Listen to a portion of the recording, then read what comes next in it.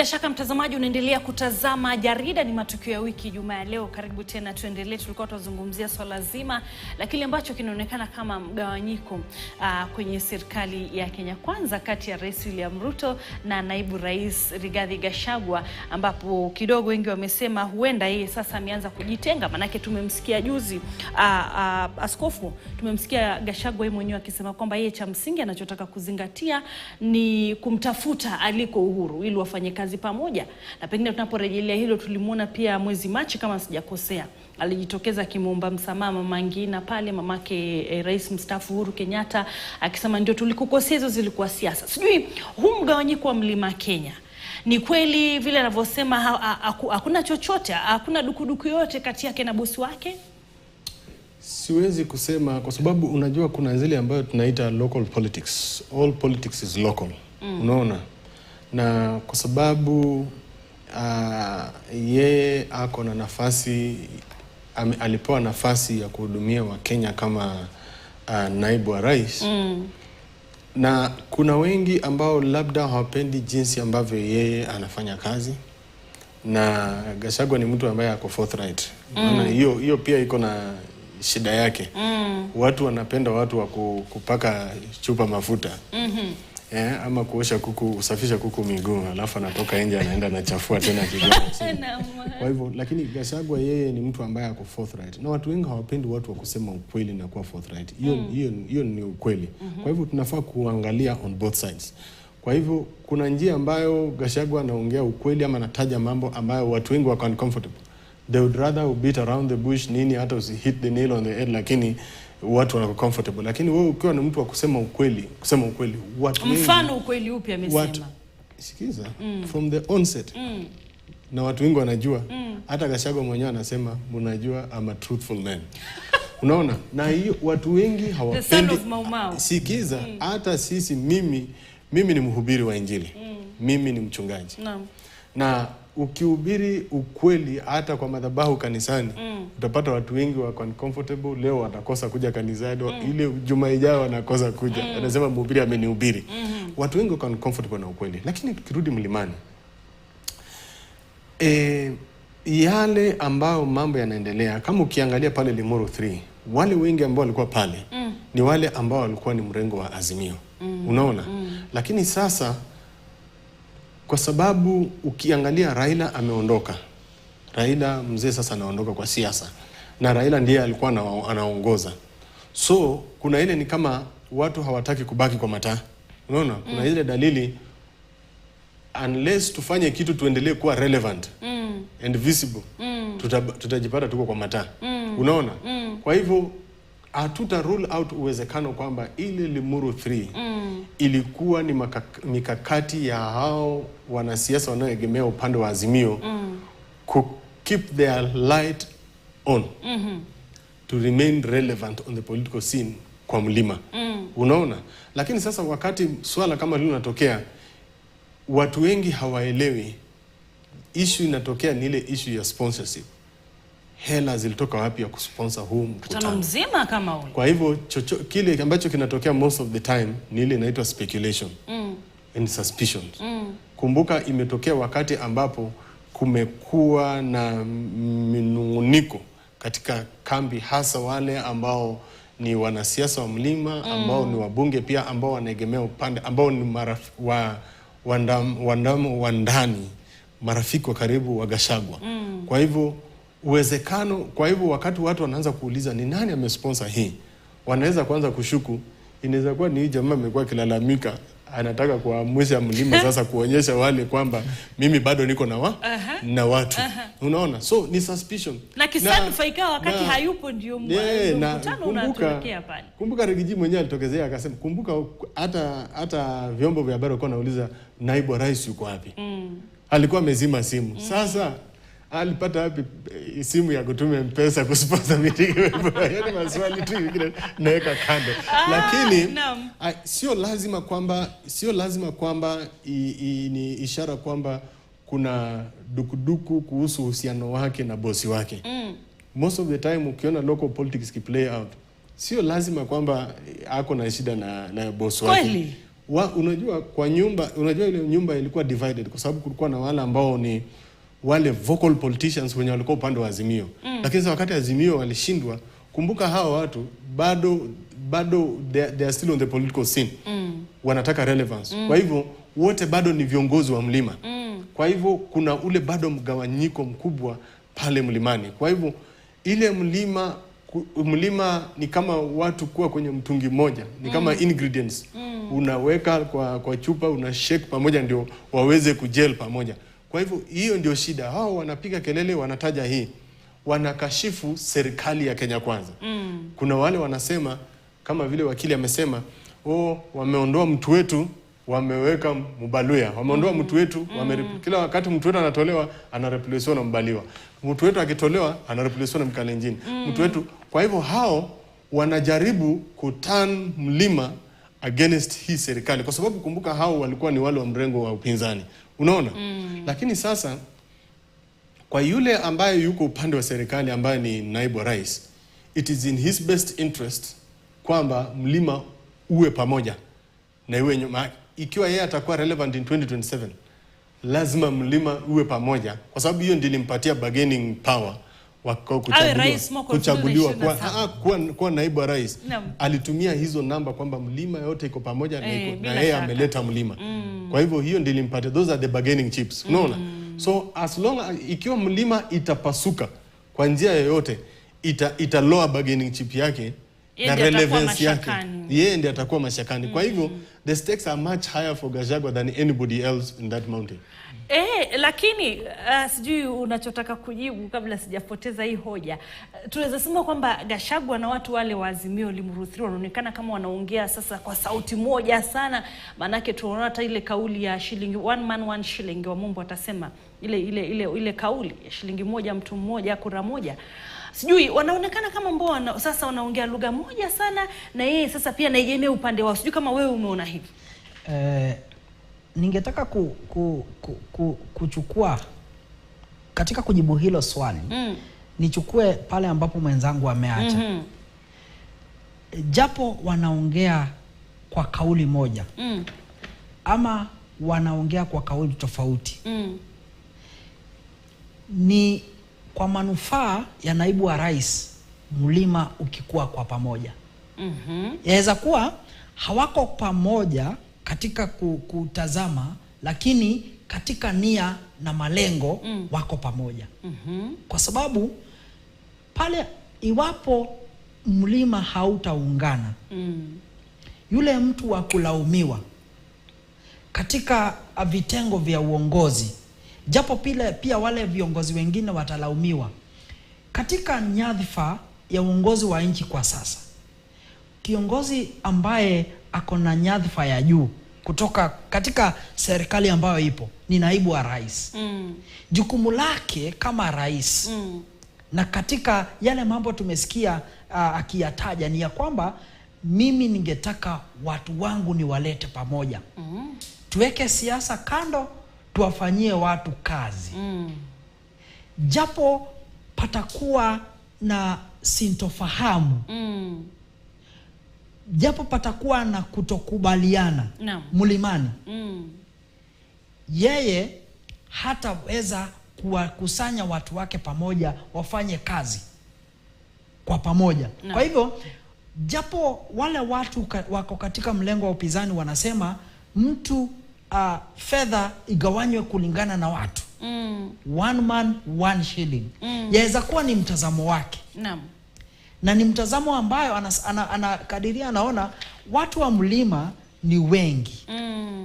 Japo tutagawanya fedha tukizingatia umbali wa nchi, pasipo kuzingatia watu, sisi tutakuta kwamba tunapata pesa chacha kuliko jinsi ambavyo tungekadiria. Kwa hivyo jibu langu ni yawezekana hawako pamoja katika mtazamo, lakini katika makusudio wako na hoja ambazo zinaambatana, ambapo kisiasa ndio hizo ambazo huenda zikawaleta pamoja. Tunapomalizia hii kauli, acha niseme hivi, hili jambo la shilingi moja kura moja mtu mmoja, kumbuka kwamba kwa mlima kuna majimbo ama gatuzi kadhaa ambayo itaumia ikiwa huo mfumo utafuatwa. Unaona? Kwa sababu kuna counties mlimani ambapo hawana watu wengi vile. Unaona, ukiconsider population, zile gatuzi ambayo kuna watu wengi sana kwa mlima ni Kiambu. Unaona? Lakini ukienda kwa gatuzi zingine za mlimani kama Nyeri hata Murang'a, watu sio wengi sana vile, idadi ya watu. Kwa hivyo ikiwa utafuata hiyo, na pia ukiangalia kama Tharaka Nithi watu ni wachache. Nakumbuka hiyo ni mojawapo ya gatuzi zinapatikana katika eneo la mlimani. Kwa hivyo ikiwa atafuatilia hilo, wale ambao wanatoka katika magatuzi haya ambayo iko na idadi chache ya watu kama Tharaka Nithi wataumia. Unaona? Kwa hivyo ni ukumbuka proponent wa hilo wazo ilikuwa ni yule aliyekuwa gavana wa kwanza wa Kiambu, Kafogo. Yeye ndiye alikimbia na hilo wazo sana wakati wa uchaguzi huu uliopita. Kwa hivyo kwa sababu yeye anatoka Kiambu na Kiambu iko na watu wengi, na ikiwa mfumo huo ndio utafuatwa katika kugawanya hela za kutumwa kwenye gatuzi, Kiambu itaweza kupata hela zaidi sana. Yeye ndiye alikuwa proponent. Lakini ukiangalia zile gatuzi zingine mlimani, zingine hazina watu wengi sana. Ukitazama kama Nyandarua wapi, hawana watu wengi. Laikipia ukikumbuka ukilinganisha idadi ya watu waliopo katika gatuzi hiyo na Kiambu, utapata wote watasema sisi wote mlimani tuko wengi, lakini hizo hela hazitatumwa kwa mlima, watatuma kwa kila gatuzi kulingana na idadi ya watu ambao wanapatikana katika kila gatuzi. Unaona? Kwa hivyo si atitatuma tu watu wa mlima mko na... Lakini imekuwa kauli yake naibu rais Rigathi Gachagua, imekuwa kauli yake. Unadhani kuna njama fiche? Kumbuka kwamba wale ambao wamekuwa wanaongoza mjadala huu au mchakato huu, tazama wa Mshomba anatoka Kiambu. Yule aliyeanzisha mchakato huu na wazo hili alikuwa Kafogo. Kwa hivyo wengi ambao wanaongoza hiyo wanatoka hapa Kiambu, lakini wanakwenda kutafuta wale wa Kikuyu wengine ama watu wengine kutoka mlima na kusema sisi tuko wengi, lakini wale wengine ikiwa sio werevu wakiamua kufuata huo mchakato, wao ndio wataumia. Wale wakiamua, lakini hawataumia kuliko watu wa Samburu kwa mfano, watu wa Turkana, watu wa Taita Taveta ndio wachache zaidi. Kumbuka watu wa Samburu, watu wa Samburu karibu idadi yao karibu inatoshana na watu wa Tharaka Nithi. Hata Nyeri sio wengi vile unafikiria. Wako mlimani lakini hawana idadi ya watu kama Kiambu. Sawa. Nataka tu malizia, na ukimalizia hapo ugusie, tuliona ile ziara ya Museveni alipokuwa, ukimalizia hii hoja, alipozuru humu nchini. Wakati wa kuondoka tuliona kidogo pale kwenye uwanja wa ndege alisindikishwa na Musalia Mudavadi na vile vile Murkomen. Hatukumuona Gachagua mahali popote pale. Hiyo picha pia na Raila pia, kumradhi hata sio Mudavadi ni Raila. Hiyo picha kidogo iliibua maswali mengi, naibu rais yuko wapi? Kwa hivyo wengi wanaona kama ambao mgawanyiko upo. Malizia kwa dakika moja. Japo unajua kwa mtazamo wa watu wanadadisi kile kitu ambacho wanakiona.